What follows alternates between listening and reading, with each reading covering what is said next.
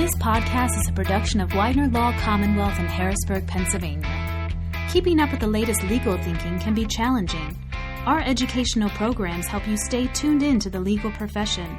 The following is a recording from our 2017 John Getted lecture series entitled The Administrative Constitution, Past, Present, and Future.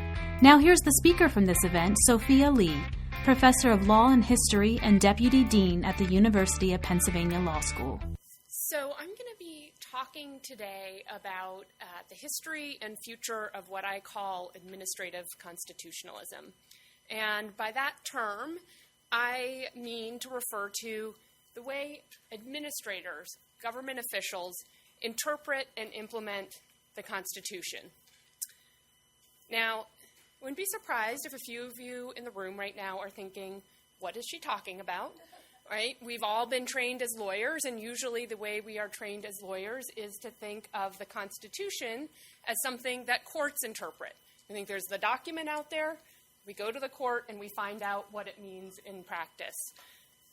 So what I'm going to actually argue today is that this is a relatively recent approach to thinking about constitutional meaning-making. Instead, for most of the nation's history, the Constitution was implemented primarily, and in some instances even exclusively, by administrative agencies. Indeed, agencies can still play, even today, an often overlooked but important role in giving the Constitution practical meaning. So I want to thank Professor Family for inviting me. It is a great honor to be here with all of you. Thank you all for coming, and also really an honor to offer a lecture in the name of a government law giant like John Getted. So I'm very thrilled to be here with you. Just to give you an overview of what I'm going to do, I'm going to start by talking just a little bit more about what administrative constitutionalism is, give you a couple examples, concrete examples, and talk a little bit about why I think it's important. Then the bulk of the lecture is going to be providing a sketch of its history. And we'll be arguing during this sketch that if you really look across the broad sweep of United States history, for much of it, administrative agencies played a far greater role than courts in determining the Constitution's meaning. I'll end by discussing how this balance shifted in the 20th century, and then close by briefly considering what the future of administrative constitutionalism is likely to be, especially given the changes that are likely in the Supreme Court's personnel. This is a timely moment to have that conversation, given the confirmation hearings unfolding as we are meeting here now. So let me start with what is administrative constitutionalism? Why do I think it is important? So, what is it? This was a term I coined when I was working on my book, The Workplace Constitution from the New Deal to the New Right. And just to give you a heads up, you will see throughout these slides a number of advertisements for books that are also in the bibliography I gave you as a handout and are at the same time serving as a bit of my a visual footnote of sorts, given that I'm going to be talking about a lot of different scholars' work here today. So I coined the term when I was working on the book, The Workplace Constitution, and I came up with it to make sense of materials I was finding in the archives, particularly agency rules and decisions I encountered from around the 1940s through the 1970s, in which agencies were adopting equal employment policies based on their interpretation of the Constitution. And these stood out to me, and I'll give you a couple examples to explain why these stood out to me. So just one example, I found that the National Labor Relations Board, the NLRB, and the FCC, the Federal Communications Commission, were interpreting the state action doctrine differently than the courts, more broadly than the courts were at the time. And just for a reminder, the state action doctrine is a rule that says that the Equal Protection Clause, its guarantees, are only apply to actions of the state and its agents. Okay? In the courts at the time, courts were generally requiring some kind of affirmative action by the state in order to trigger those equal protection guarantees. federal agencies I was looking at, in contrast, were finding sufficient state action even when the government was only tacitly tolerating private discrimination. So just if an agency was regulating in an area and the entities it was regulating were engaging in discrimination, these agencies were saying that's enough state action to find that, that we are constitutionally obligated to do something about the discrimination. Another example of what I found was agency officials working through separation of powers questions that were unaddressed by the courts at the time. One example is the question of whether an agency charged with implementing a statute that the agency was concerned had constitutional defects had to just implement the statute that Congress had passed it and wait for the courts to sort of sort that out, or the agency had a role itself in deciding not to implement aspects of the statute that it found to be unconstitutional, or to interpret the statute to avoid those kinds of constitutional questions or problems. So that's how these things I found in the archive, I didn't really know what to do with them, and I came up with this term to try to understand what these agencies were doing and begin to systematically talk about it and give it a history. Now, since then, a number of other historians have discovered novel or divergent constitutional policies and agency records, dating all the way back to the nation's founding. And so there's now I'm no longer alone in using this term for historical work. So why is it important? Why should we care about this history of administrative constitutionalism? Well, these findings, my own and those of these other historians, I think have really transformed aspects of our history, our understanding of constitutional history. I'm just going to give you another example. Welfare recipients. We think of the classic welfare rights case, Goldberg v. Kelly, 1970s, as a creature of the welfare rights movement and legal service lawyers in the late 1960s. Karen Taney, a historian who's at UC Berkeley, has changed the history of welfare rights. Rather than dating the idea of recipients' due process rights in the welfare process to this kind of legal advocacy and social movement activism of the late 1960s, she's actually shown, and this is my advertisement for her book, she has actually shown in this great new book and in some articles that preceded it that those rights, those theories of due process rights actually originated within the Federal Social Security Administration with officials who worked them out and tried to implement them from within the agency during the 1940s, so decades before Goldberg v. Kelly comes around. So, agencies have implemented the Constitution differently than the courts, right? That's the state action doctrine story. They've interpreted the Constitution in the absence of court review. That's the structural constitutional questions I talked about. And then they've also forged the constitutional interpretations that were later adopted by the courts. That's really Karen Taney's story. In other words, I think you really can't fully understand the history of the Constitution unless you understand the history of administrative constitutionalism. Okay. But if administrative constitutionalism is a significant part of American constitutional history, then it's important to begin to move from these kind of individual histories of its practice at a particular agency, a particular moment in time, toward telling the history of administrative constitutionalism itself. And in current work, that's exactly what I am doing. Now, writing this history of administrative constitutionalism is a task that really depends on and benefits from some excellent work that has been done in the history of administration generally, and my fellow historians working on the history of administrative constitutionalism particularly. Again, you'll find a lot of that work cited in the bibliography, and you'll see either the authors or their book covers throughout the slide presentation here. Now, this is still a relatively new field, and there's much that remains to be written, But what I'm going to argue today is that, at least based on what we know so far, administrative agencies have been the primary interpreters and implementers of the federal Constitution throughout the history of the United States.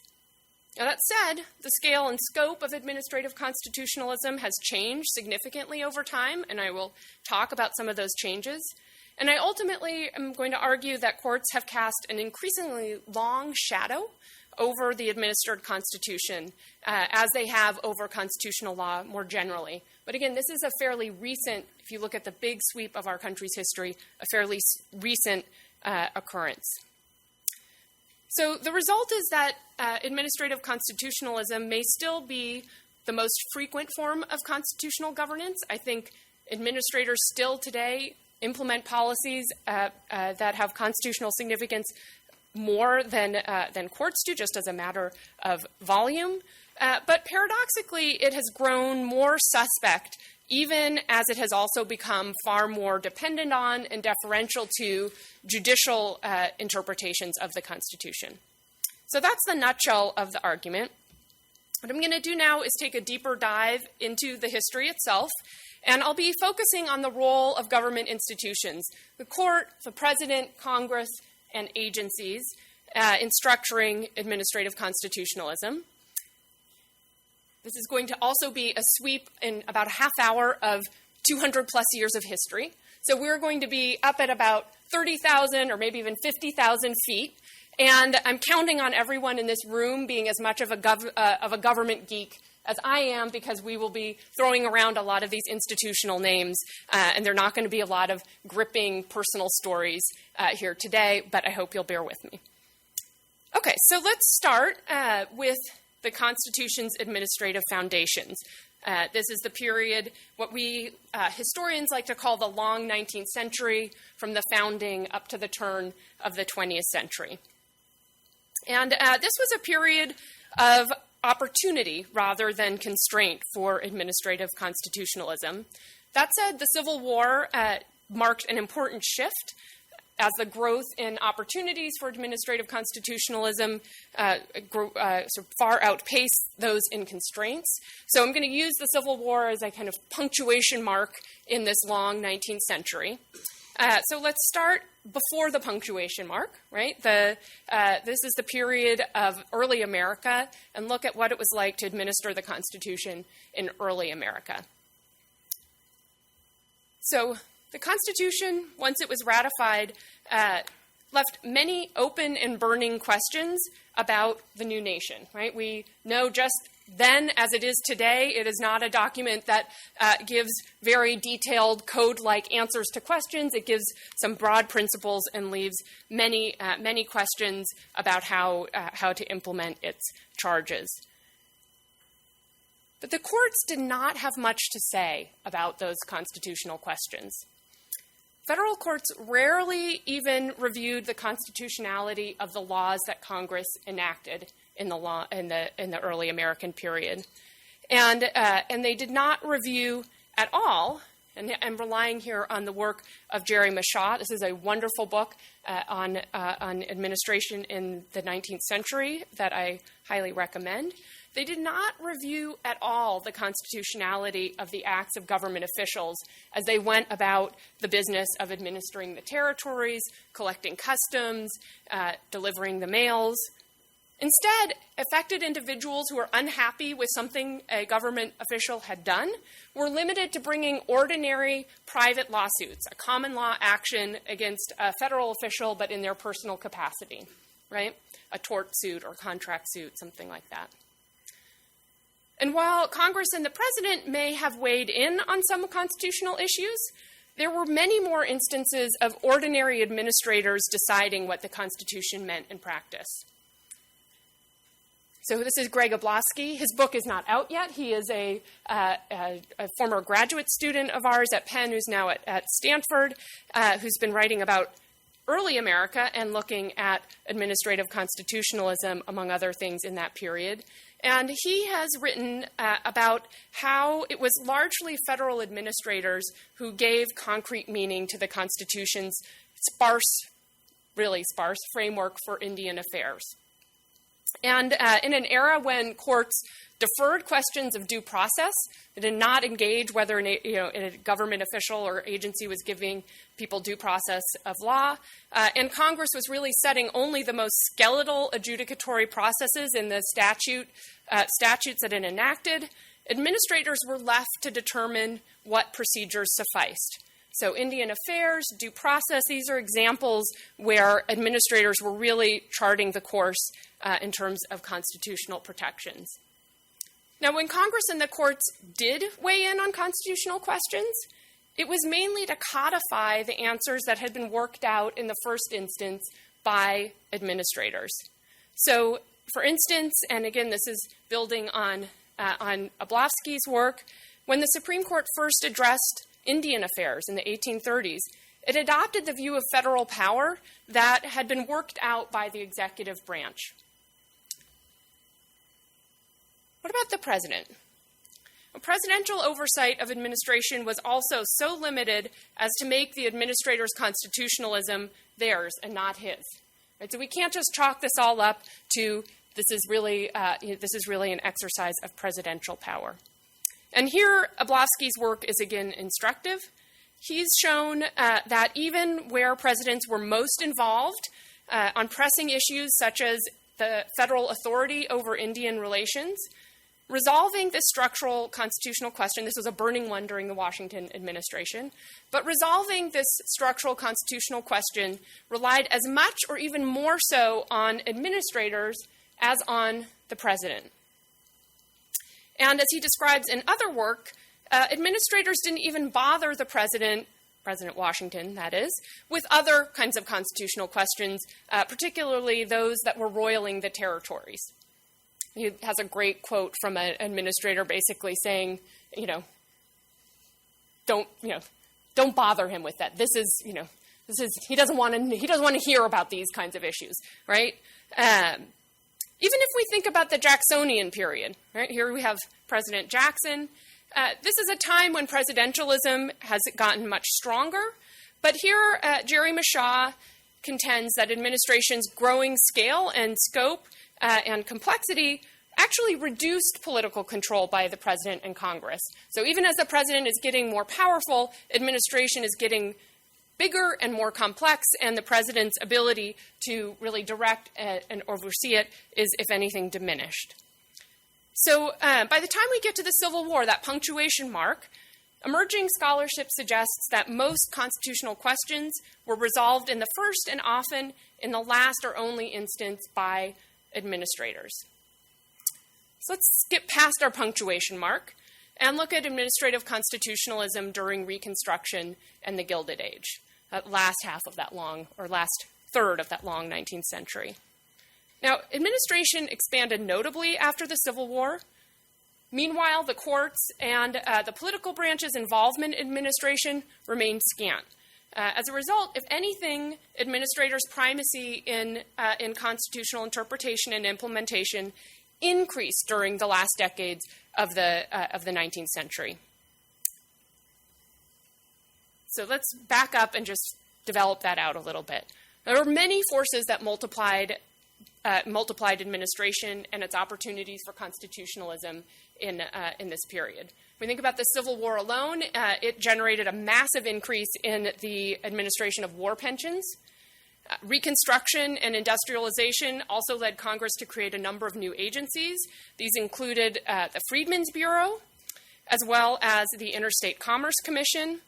This is when the Departments of Agriculture, Labor, Justice, and Education were created. So a big period for the growth of administration at the federal level. During this period, Congress also charged agencies with multiple constitutionally relevant duties. So it isn't just creating more agencies, but it's also giving them jobs that really required them to answer constitutionally relevant questions.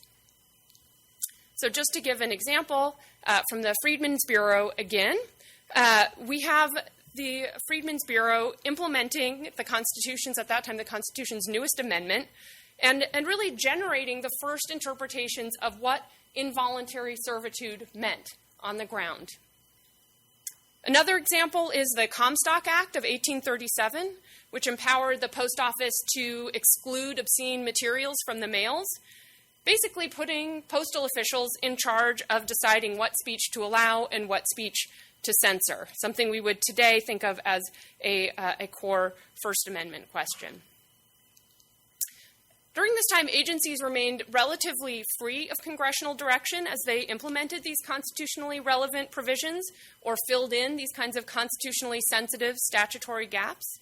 So, for instance, even as Congress gave administrators new duties, it said little about agency procedure and continuing to leave administrators in charge of determining what kind of process would be due to those they were regulating.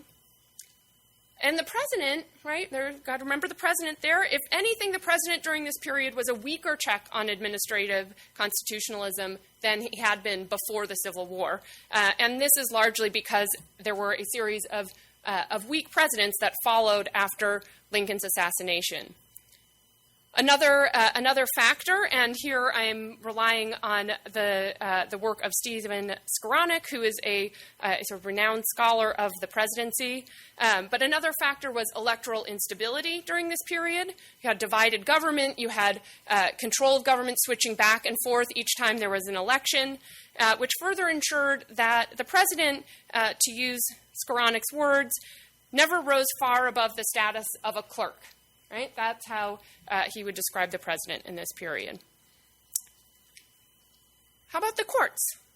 Judicial review also remained a weak check on administration during this period, including the constitutional questions that it raised.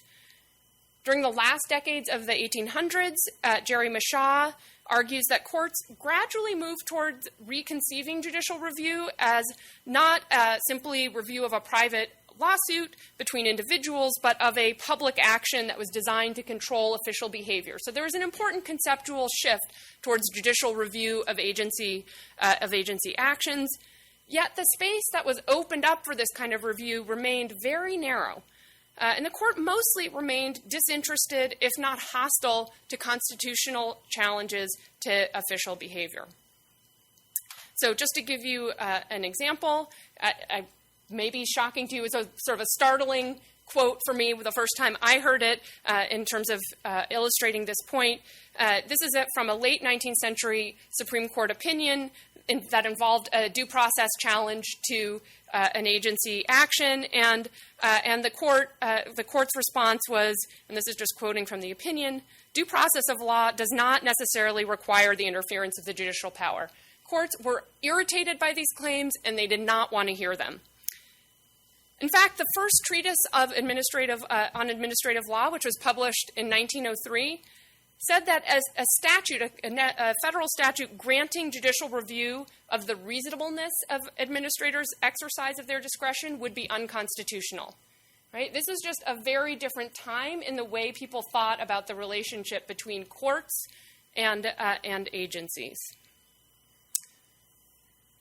And as in the earlier part of the 19th century, when Congress and the courts did weigh in on constitutional questions, it was generally to codify the work of administrators. And just another pitch for a scholar, Anuj Desai, who's cited in the handout, has shown that when the court in 1878 in Ex parte Jackson weighed in on the Fourth Amendment protections for letters in the mails, can they open your letter, and was that going to be an unreasonable search to do so? The court basically adopted a view of letters' privacy that had been developed by postal officials in the first place, right? So it's really administrators working out these constitutional questions. The court may come along and address them in rare instances. This was a rare instance where the court did address a constitutional issue involving administration, but it just adopted the basic understanding worked out by the administrators themselves. Okay, so let's move forward in time and next talk about the progressive era administrative constitutionalism. So this is really the period between the turn of the century and the New Deal that we're talking about. Now, this was also a time when administration continued to multiply and develop greater independence from the political branches, further expanding the opportunities for administrative constitutionalism. Federal courts did grow more watchful during this period, but judicial review nonetheless remained a weak constraint on agencies that pursued those kinds of opportunities. So again, back up, unpack that a little bit. The factors that contributed to the expansion of administration during the Progressive Era are legion. I could probably spend a 45-minute lecture just going over all of them. But it included everything from businesses' ever larger size, the massive rise in accidents that were created by new technologies like railroads and industrialization of workplaces, waves of immigration, growing faith in technocratic expertise. All of these led the nation towards expansion of administration. And, not surprisingly, the number of agencies and their tasks grew. So we saw Congress creating new agencies, such as the Federal Trade Commission. This is when it comes into being. Also a hodgepodge of public corporations. This is a sort of advertisement or poster for the U.S. Emergency Fleet Corporation during World War I.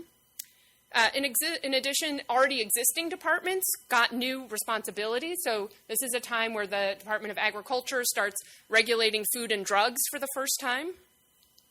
And as administration expanded, as administration got these new jobs, so did the opportunities for administrative constitutionalism. Just to give a few examples, federal regulation of the radios, something else that was new in this period. Well, this expanded administrators' power to censor speech. No longer are we just thinking about the mails and raising censorship issues. Now we are thinking about regulation of the radio as well. The newly added 16th Amendment required government lawyers to implement their understanding of the government's new constitutional power to levy an income tax. And that federal income tax also constituted a huge increase in the government's ability to surveil and inspect both businesses and the public, raising a whole host of Fourth Amendment concerns that also were really left to administrators to work out. During this period, Congress continued to follow rather than lead agencies' implementation of the Constitution. So Congress policed administration through high-profile investigations. This is a cartoon about one of those investigations, the Teapot Dome scandal. Any history buffs or government buffs may have heard of it before. But that was largely what Congress was doing. It was like a catch-up game of some high-profile investigations, not any kind of detailed ex-ante instructions to agencies regarding agency procedure, their regulation of privacy and speech, etc. And despite a series of strong presidencies, right, this is a period where we do have some really powerful presidents. Think of Roosevelt, Teddy Roosevelt, think of Woodrow Wilson. Nonetheless, agencies really continued to own their constitutionally salient policies during this period because those presidents' ability to check administrative action was constrained, again, by divided government and even by their limited sway over their own party allies in Congress. What about the courts? So this is a period where the courts did step up their review of administration, particularly regarding constitutional limits on agency action. And here I would really recommend Daniel Ernst's Tocqueville's Nightmare as a great recent book on this period and working out the kind of rapprochement between courts and agencies. So in 1902, just to give, again, a couple examples, the Supreme Court for the first time recognized a general principle of judicial review of agency action, so that really cracked open a new role for the courts in terms of overseeing what agencies were doing. At the same time, courts ate away at their deference to agencies' factual findings, carving out new categories of facts that would be reviewed de novo in the courts. And their willingness to review agencies' procedures also grew. So less of that kind of dismissive, don't irritate me with those kinds of claims, words coming from the Supreme Court. But there were pronounced limits on this newly robust judicial oversight, which left agencies plenty of discretion regarding the scope of constitutional protections. And in a range of constitutionally sensitive areas, judicial deference and vague doctrine left agencies a free hand. And just to, again, to give some examples, here's someone, it's an article, not a book, so you get a picture of Reuel Schiller. His article, Free Speech and Expertise, really interestingly documents how deference doctrines, the judicial deference to administrators' decisions about permissible speech on the radio and through the mails essentially left administrators in charge of determining the scope of First Amendment protections.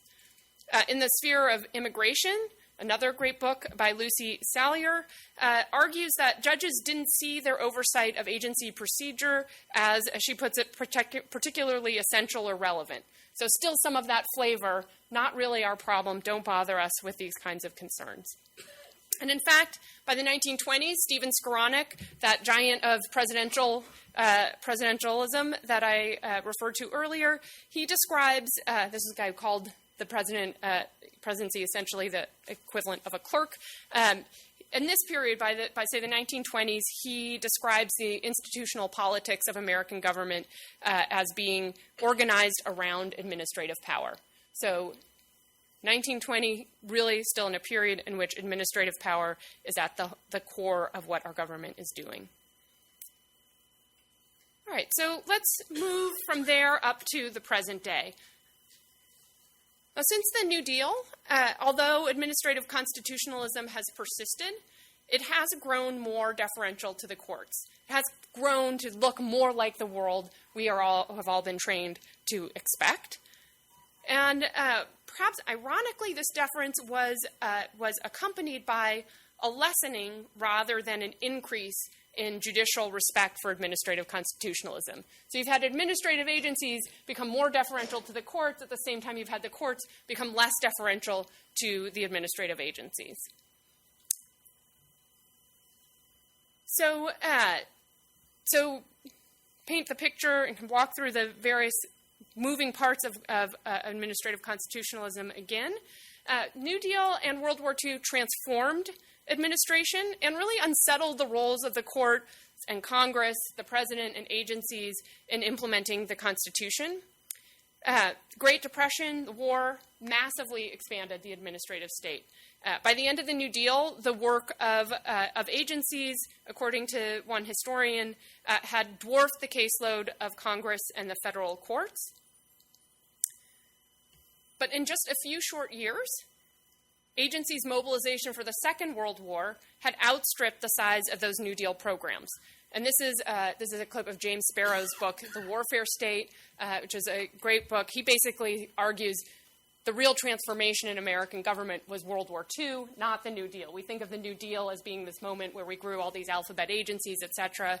But he argues that whatever growth we had during the New Deal was quickly outstripped, dwarfed by the growth in government that we saw during World War II. The best-known example from this period of an interbranch contest over a constitutional question is that of due process. And here I commend to you The Unwieldy American State by Joanna Grisinger, as well as the Ernst Tocqueville's Nightmare book on the last slide. This battle led to several seminal Supreme Court decisions on agency procedure, as well as the 1946 passage of the Administrative Procedure Act. But this battle followed a mostly familiar pattern of agencies' constitutional experimentation, ultimately leading to court and congressional codification, albeit now with a more robust role for the court and a newly systemic codification by Congress. So think of this as kind of a turning point, right? Mostly like the past, but you're starting to see some real shifts towards what became more prominent in the years after. And so what's happened is you have this big battle over due process. Doesn't really go so different than before, but at the same time as that's happening, there are changes in judicial review, in lawyering, in legal theory, and in attorneys' roles in agencies that were happening around the same time that really fundamentally changed the dynamics of administrative constitutionalism going forward. In the wake of World War II, this was not a good time for agencies. Their reputation really fell dramatically. This was partly due to agencies' ever more elaborate procedures, which increased their backlogs and led to complaints about inefficiency and slowness. Critics also charged that agencies created to equalize public and corporate power had instead become beholden to industry. Does anybody recognize this face? Ralph Nader. This is a young Ralph Nader, only a few years ahead of all of you law students in terms of his career at this point, making a big ruckus and calling the government to task for capture by industry and failing to do its regulating job. There are also cries during this period that agencies were not doing too little, but doing too much and stifling industry. This is one of my favorite slides that I use when I teach administrative law. This is a picture of a cowboy after OSHA, the Occupational Safety and Health Administration, got its hands on him. Right? He's covered in safety gear. You can't even really tell it's a cowboy underneath there anymore. Now, during the next major wave of regulatory legislation in the 1960s and 1970s, Congress responded to the growing distrust of federal agencies. So it still passed ambitious laws that blanketed the economy, touching on everything from civil rights to workplace safety to the environment. And while these laws created some high-profile new agencies, OSHA being perhaps one of them, they also pushed administration in a more hidden direction, funneling work to the local level, populating existing federal agencies with obscure offices, and shifting enforcement activity to ordinary Americans and the private bar. Here's another plug for Sean Farhang's Litigation State, which talks about this real shift in the mode of regulation. In part to respond to those accusations of inefficiency and bloat, agencies also began to outsource more of their work to private contractors and shifted to regulating via rulemaking rather than adjudication. So a lot of changes in administration. But despite agencies' falling reputation, their opportunities to interpret and implement the Constitution persisted, in fact, in some ways even flowered. And just to use an example from my own work, Southern Democrats' stranglehold on Congress diverted action on civil rights in the mid-20th century from the legislative to the executive branch.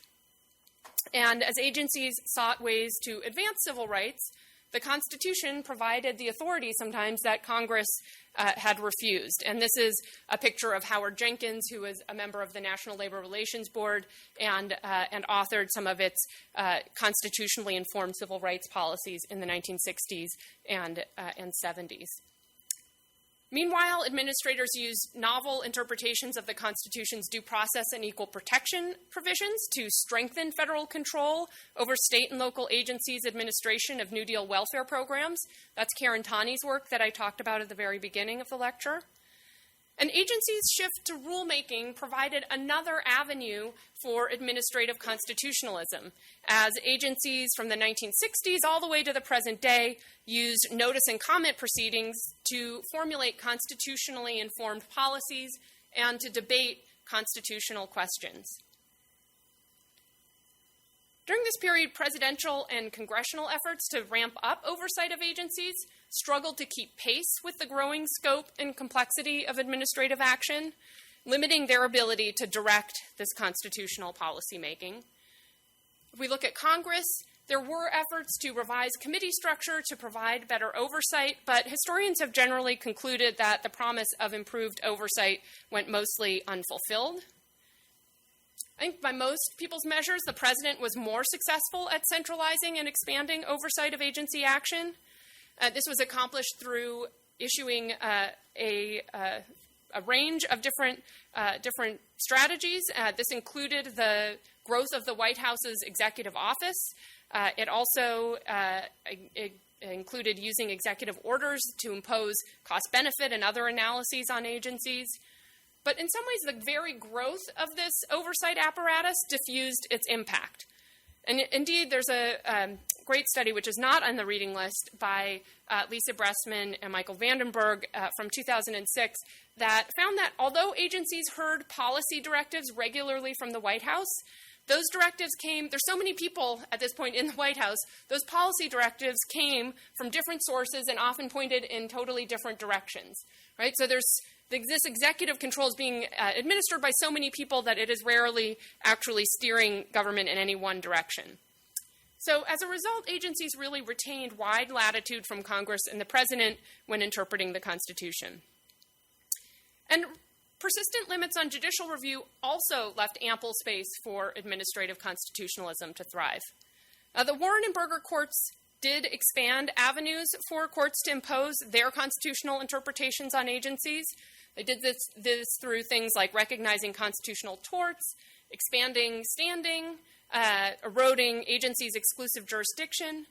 But by the mid-1970s, the tide had turned, and the court was using those same levers to narrow access to judicial review. At the same time, if you think about where government grew in the late 20th century, particularly it involved areas such as national security, immigration enforcement, criminal justice, which were areas in which the court showed extra deference to administrators. And even where judicial review was available and robust, the court's own doctrines tended to leave administration of everything from the First, the Fourth, Fifth, and Sixth Amendments largely to agencies' discretion. Also, the sheer amount of agency action and the limited capacity of the courts ensured that even if courts wanted to review questions of constitutional questions of agency policy, they didn't have the capacity to do that. And the court was interestingly, throughout this period, even as it began to be more aggressive in the area of the Constitution, was notably ambiguous about administrative agencies' engagement with the Constitution, casting doubt on it at some times, but leaving space for it at others, and never taking an opportunity presented to shut it down. Agencies' administrative constitutionalism was also encouraged by shifts in lawyering. This is when we think of the birth of the public interest bar. And this ranged from the better-known work of civil rights litigators and legal services lawyers, but also includes the maybe lesser-known advocacy by conservative public interest groups. The Pacific Legal Foundation, I've included here, opened its doors in 1973. And as these lawyers moved in and out of government, they created new avenues for disseminating constitutional arguments within agencies, and also for pressing for the adoption of constitutionally informed policies by agencies from without. So there's a lot going on that was continuing to foster administrative constitutionalism in the last 80 or so years of our history. But even as that was happening, the administrative constitutionalism we were seeing became far more judicialized. And in part, this is due to the court expanding vastly its review of constitutional questions. So in the 1930s, the court began carving out for special protection preferred constitutional rights and politically powerless victims. It started in the area of the First Amendment and spread over subsequent decades out to the Fourth, Fifth, Sixth, and 14th Amendments. The Supreme Court steadily expanded the scope of constitutional provisions it found the government had violated. I've already described how the court also expanded access to judicial review. It also asserted in this period more boldly that its word was the final and possibly the exclusive word on constitutional questions. Another thing that changed is that this period, the rights revolution in the middle of the 20th century really specifically targeted the way laws were administered, giving courts opportunities to weigh in on their administration rather than simply did Congress have the power to pass them at all. And so as a result, the court steadily infused an ever denser body of court-imposed constitutional constraints on administrative action. Now, the Legal Academy also fed the judicialization of administrative constitutionalism. Legal process theory, which really dominated jurisprudential thought in the mid-20th century. Anyone who went to law school, I think probably anywhere through the 90s would think of this as a core part of their legal education. And this theory really favored judicial rather than administrative resolution of constitutional questions, because its expounders insisted that implementing the Constitution's rights-bearing provisions required the development of neutral principles. This is a famous article by Herbert Weschler on this very concept of neutral principles. It was a critique of sorts of Brown versus Board of Education. And this was a quintessentially and perhaps distinctly judicial undertaking. I think the court's rights revolution judicialized administrative constitutionalism in less direct ways as well. So part of the New Deal settlement between bench, bar, and agencies turned on securing the role of lawyers within agencies to ensure their compliance with due process and other legal values. So this is a period really in which the jobs for lawyers and agencies grew dramatically. And those lawyers, as a result of their training, the same training we all got in law school, brought with them a focus on judicial precedent, an idea that that's where we look to think about what the agency could do.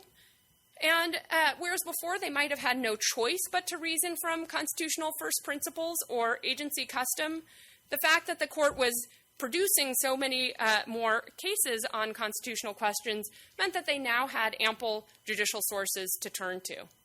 So over the last 80 years or so, administrative constitutionalism has persisted, but has also been judicialized. Agencies are perhaps less likely to see answering constitutional questions as part of their job, and when they do pursue those answers, they're more likely to either rely or at least dress up their interpretations in judicial precedent. And this has happened at the same time that courts have insisted more forcefully that theirs is the primary and even exclusive and final word on constitutional interpretation.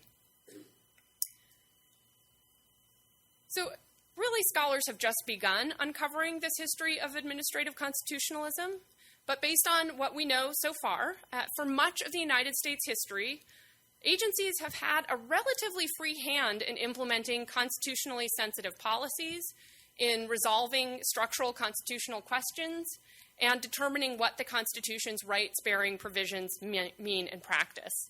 And even as administrative constitutionalism has become more judicialized in the last century, and courts have insisted on a greater monopoly over constitutional law, the practice has persisted. So what? One, I think that this is important for history, right? If the outline that I've sketched here is accurate, it indicates that our histories of American constitutional law, of administration, of politics, are woefully incomplete without a greater attention to how administrators have implemented and interpreted the Constitution across time. They clearly have done it. How have they done it? I think this is also important for the future. And I say that because the story of administrative constitutionalism is also a lens through which we can view the history of administration itself. And throughout the nation's history, the opportunities for and constraints on administrative constitutionalism have, to a great extent, mirrored those on administration more generally. As a result, I think its future is likely linked to the future of a range of deference doctrines that have formed a core of administrative law, at least at the federal level, ever since courts opened up judicial review of agency action around the turn of the 20th century. So that brings us to what is happening right now and perhaps still in this moment on the floor of the Senate. President Trump's nominee for the Supreme Court, Judge Neil Gorsuch, is among a growing number of jurists. I will say one or more. I think Alito's position on this question is exactly where he grounds it is still a little hazy. One or more of whom are already on the court, who contend that courts' deference to agency interpretations of law is a violation of separation of powers and an abdication of the judicial duty to say what the law is. Now, if they feel that way about agency interpretations of statutes and of their own agency's own regulations, I expect that they would feel the same way about agencies' interpretation of the Constitution. I think that's even a harder case than regulations or statutes. So what does the history of administrative constitutionalism offer to this debate? I hope that this history has made clear that there's nothing new about administration being at the core of the government's exercise of power, or new about administrators taking a lead in interpreting and implementing the law, indeed even drafting the law.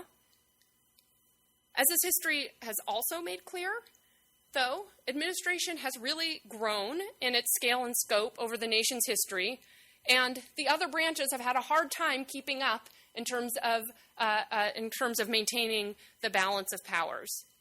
Now, it's possible that administration has grown so much that the more aggressive judicial review that Judge Gorsuch and others have called for is needed to maintain the balance of powers. I think that's a possible argument one could make. But I think if we're going to go in that direction, we need to be honest that this would be a functional adaptation to relatively recent changes in our government. We're not going to get to that outcome by relying on an originalist account of a judicial power that we imagined back in the early 19th century that has been abdicated and needs to be reclaimed. So I think that the history of administrative constitutionalism helps us begin to answer that question as a matter of originalism and to sort of frame what the problem might be that is creating the question in the first place. And I will end there. Thank you very much. Widener University Commonwealth Law School is the Pennsylvania capital's only law school, with 3 specialized centers of legal scholarship through its Law and Government Institute, Environmental Law and Sustainability Center, and Business Advising Program. Widener Law Commonwealth offers an exceptional learning experience that is personal, practical, and professional. Visit commonwealthlaw.widener.edu for more information.